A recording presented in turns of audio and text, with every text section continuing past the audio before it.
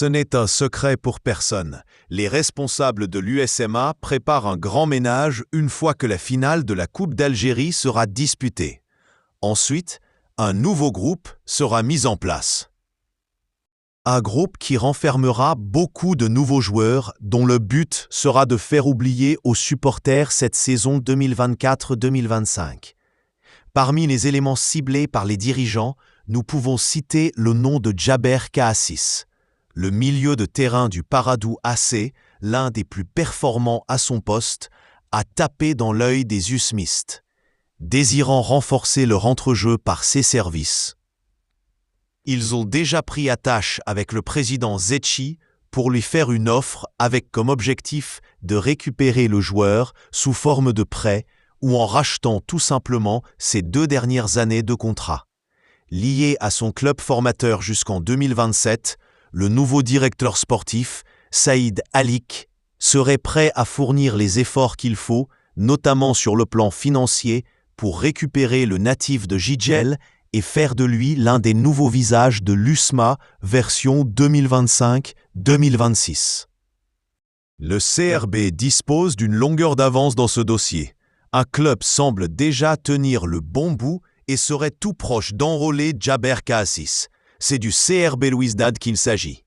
Déjà pisté lors du dernier mercato, les représentants du Tchabab n'ont finalement jamais rompu leur contact avec le joueur et sont même revenus à la charge ces derniers jours. Voulant boucler son arrivée rapidement, nous avons appris qu'une offre a déjà été faite au président Zetchi. Déjà d'accord avec le joueur sur les modalités du contrat qu'il signera, ils n'ont à présent qu'un seul souhait, obtenir le feu vert du premier responsable du PAC afin de clore ce dossier et surtout couper la route à leurs concurrents. Des concurrents qui seraient prêts à faire l'effort qu'il faut pour rattraper le retard qu'ils accusent, ce que les Belouizdadi voient comme une sérieuse menace. Zetchi ne compte pas lui barrer la route. Kaassis pourrait bien être le 3e joueur, toujours sous contrat avec le PAC, à quitter le club cet été après Adil Boulbina et Mohamed Reda Hamidi.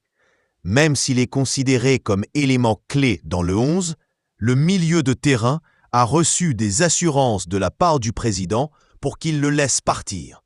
Selon nos informations, Zetchi, après avoir blindé Kaassis en septembre passé, lui a promis que cette saison sera sa dernière avec le maillot bleu et jaune, qu'il pourra ensuite relever un nouveau défi à condition que le club qui le voudra mette sur la table la somme exigée pour payer sa lettre de prêt ou tout simplement pour racheter son contrat.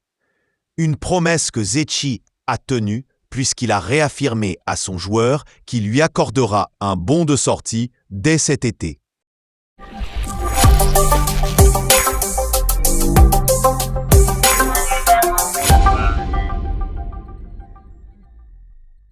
Selon une source autorisée, les responsables de la JSK ont officiellement envoyé leur proposition à leurs homologues du PAC pour le rachat du contrat de Hamidi.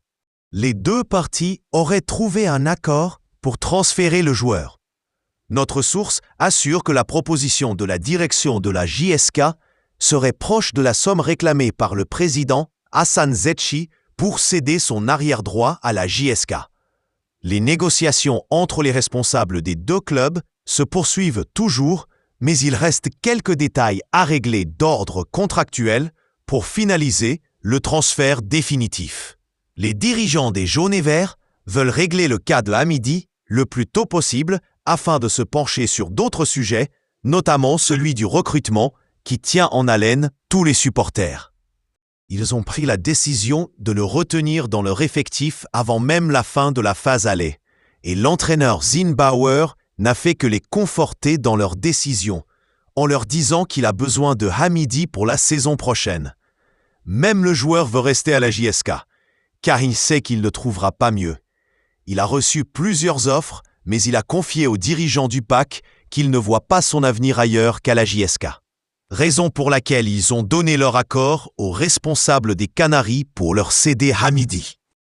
Pas d'arrière droit.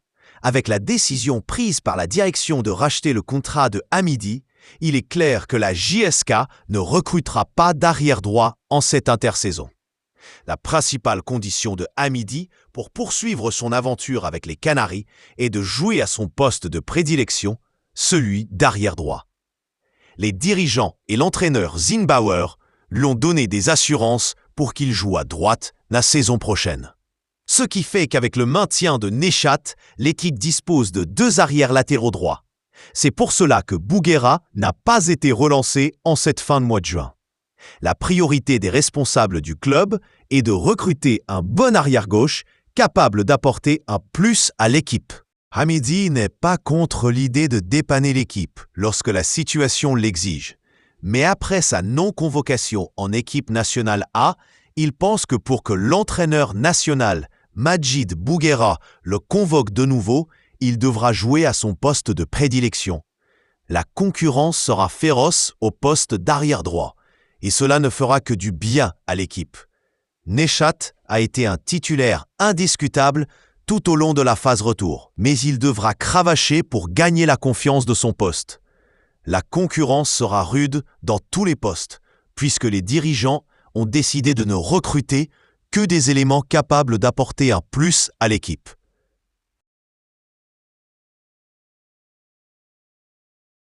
Dans un communiqué daté du 25 juin 2025, l'Association des amis et amoureux du Mouloudia Club d'Alger, MCA, a vivement réagi aux récentes déclarations des journalistes Hafid Deradji et Yazid Waïb, accusés d'avoir tenté de détourner les responsabilités dans le drame ayant coûté la vie à plusieurs supporters du club.